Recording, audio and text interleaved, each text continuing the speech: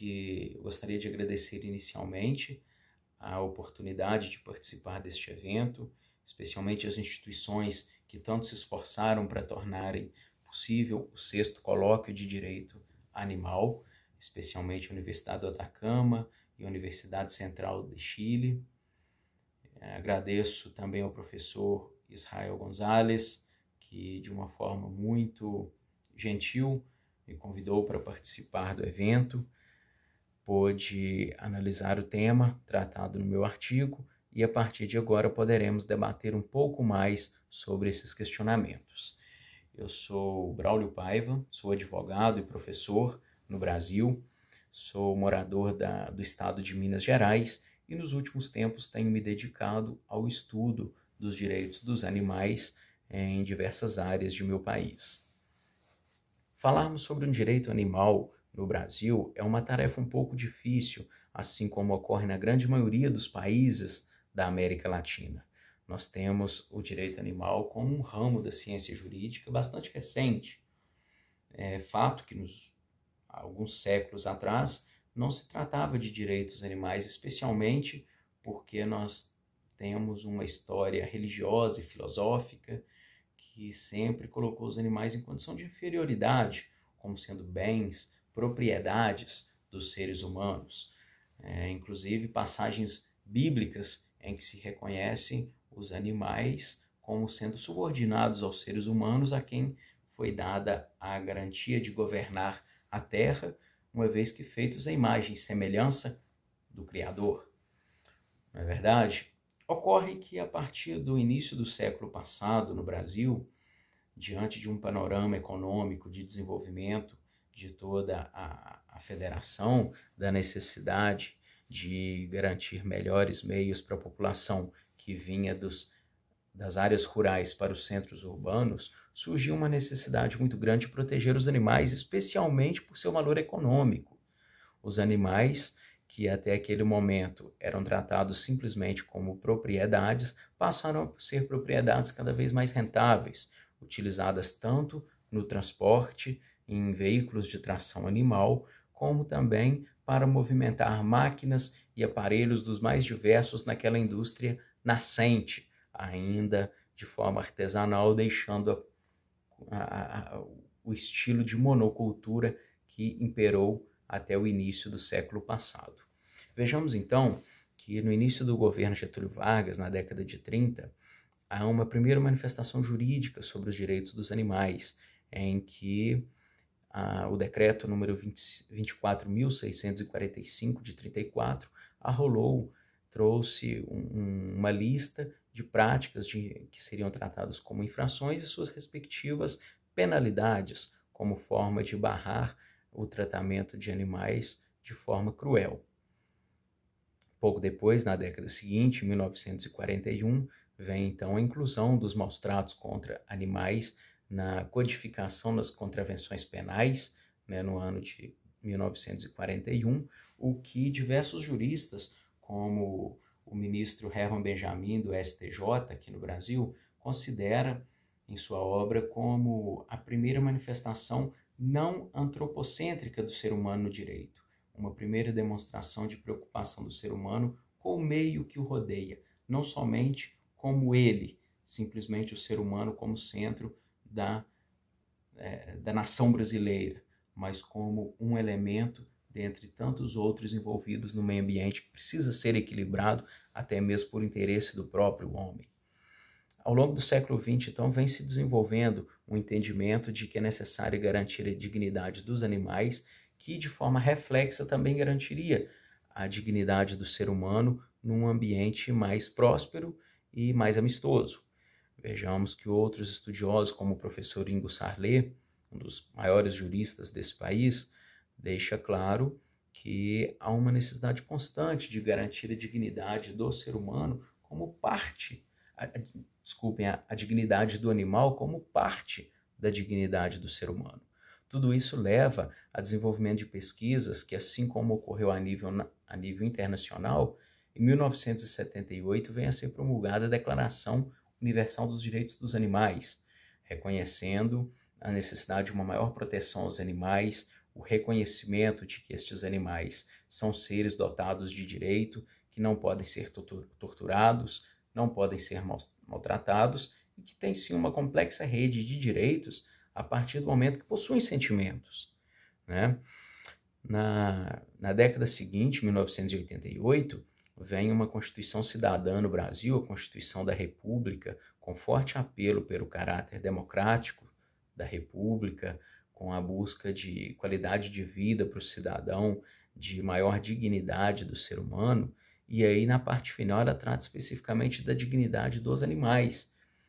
Ela, logicamente, pelo interesse também de garantir uma melhor convivência do ser humano no espaço brasileiro, ela trata do meio ambiente ecologicamente equilibrado no artigo 225 e dedica o inciso 7, especialmente à proteção dos animais, trazendo em sua parte final a garantia de que serão vedadas as práticas cruéis contra os animais.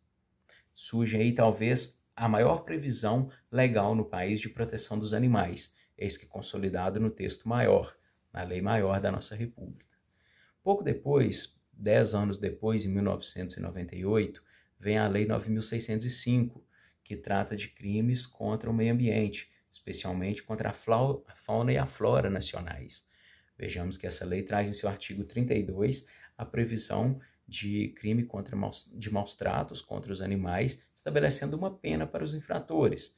É uma legislação que recentemente houve, inclusive, uma reforma pela Lei 14.064 de 2020, em que, a partir da relatoria do deputado Fred Costa, congressista da minha região, do meu estado de Minas Gerais, foi aumentada a pena justamente para punir com mais severidade aqueles que causarem qualquer tipo de maus tratos a cachorros e gatos especificamente.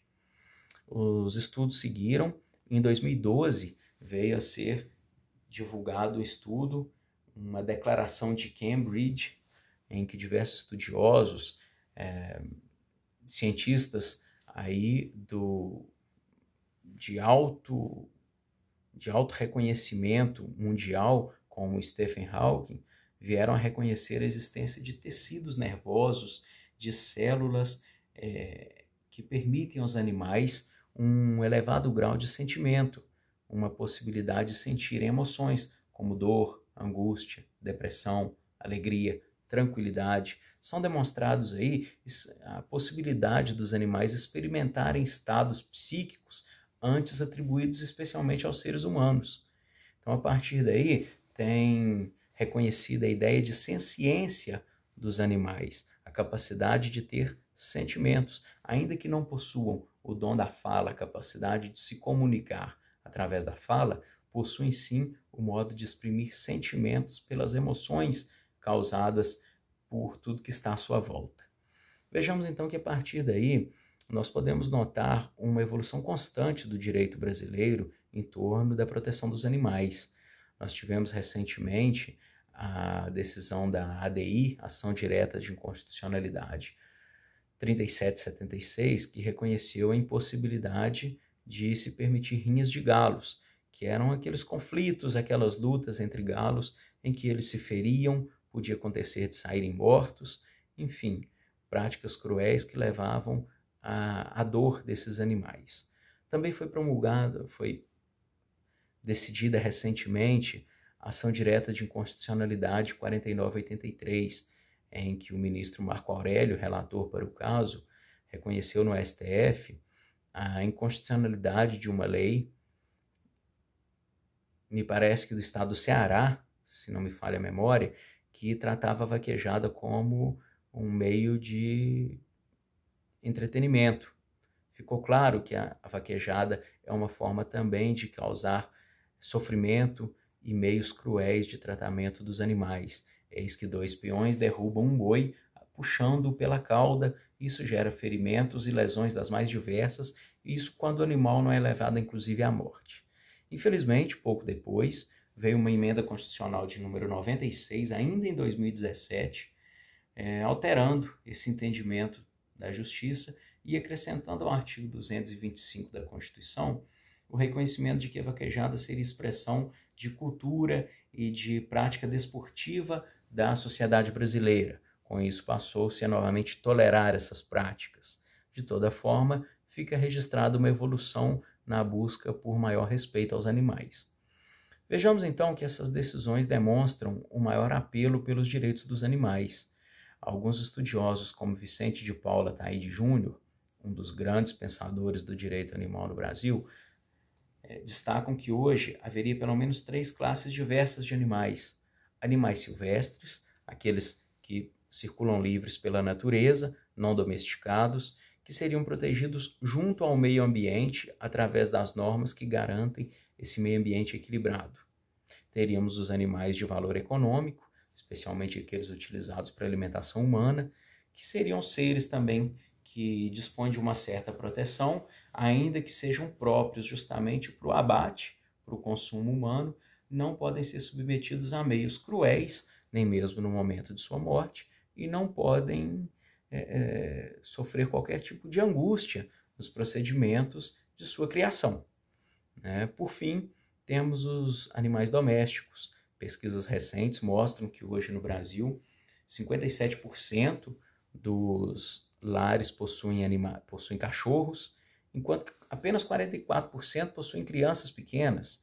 É uma pesquisa divulgada pelo IBGE em 2013 que mostra a presença tão frequente dos cachorros nos lares brasileiros.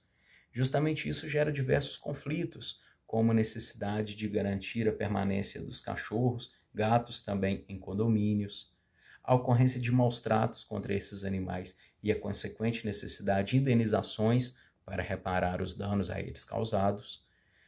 Temos também implicação na parte do direito de família, como os animais são muito frequentemente tratados no lugar de filhos, inclusive, a partir de qualquer dissolução de união, de casamento, de união estável, estes animais também têm que ter definida e fixada a sua guarda com um dos 2 cônjuges ou companheiros. Da mesma forma, aquele outro que perde a guarda deve prestar obrigação de alimentos. Então, são situações que mostram a necessidade dos animais estarem cada vez mais presentes nos tribunais. Existem algumas decisões recentes de tribunais brasileiros, ainda minoria, que demonstram animais ingressando com ações, logicamente, por não terem o discernimento.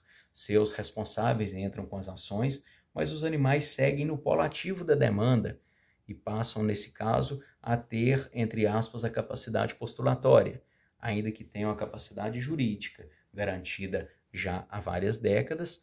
Inicialmente, na grande maioria dos tribunais, prevalece o entendimento de que precisam ser representados pelo Ministério Público, conforme garantido pela Constituição, ou por associações de proteção animal. De todo modo, começam a surgir as primeiras manifestações com animais atuando diretamente dentro do processo, logicamente por seus responsáveis.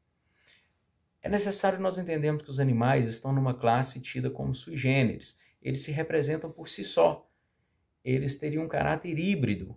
Vejamos que se até as pessoas jurídicas no Brasil, que não têm sentimentos como as pessoas naturais, são protegidas em relação a danos contra a honra, a ofensas à sua psique, por que não proteger também esses animais?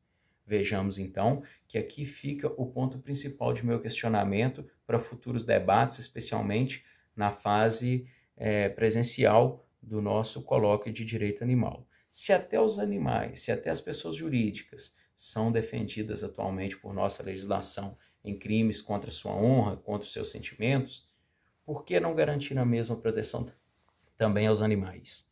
Os animais, portanto, no direito brasileiro são sim sujeitos de direitos e no futuro próximo, com certeza, virão a ser sujeitos processuais. São sujeitos de deveres? Sim. Porém, por justamente não terem discernimento, não terem um complexo sistema de inteligência, eles não são responsabilizados. Quaisquer atos ilícitos que venham a praticar são de responsabilidade de seus proprietários ou de seus responsáveis. De todo jeito, são sim sujeitos de direitos, ainda não sujeitos de deveres, apesar de que seus atos não ficam impunes, são exigidos de seus proprietários ou cuidadores. Bem, esse é um primeiro questionamento que trago e espero que em um momento próximo, possamos continuar debatendo o tema presencialmente no colóquio de Direito Animal. Agradeço a atenção de todos, uma boa noite.